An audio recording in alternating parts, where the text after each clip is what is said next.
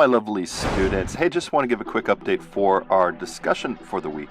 We are in the middle of wartime Hollywood, so we are in the talkies, and we're looking at the genre of war movies and going beneath the surface of the brutality of war and of why filmmakers make these movies and what we can look at society through war movies.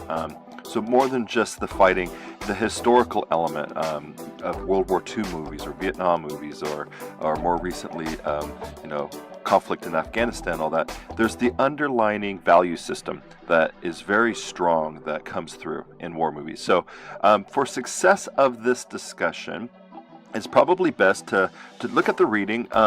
There's quite a bit posted to assist with this discussion.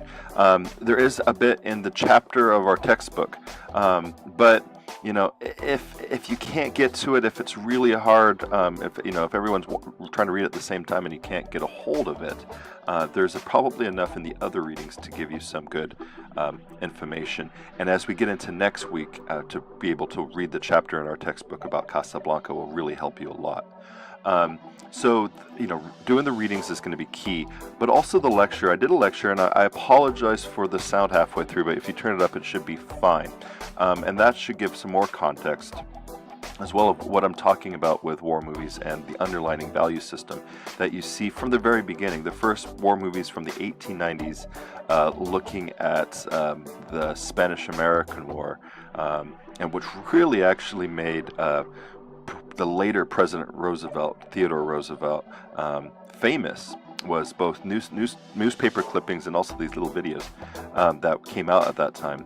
But that has never changed. War movies are continuing to be put out on the screen, and there's shows and all that stuff. And underneath all that are important values and important parts of and looking at culture.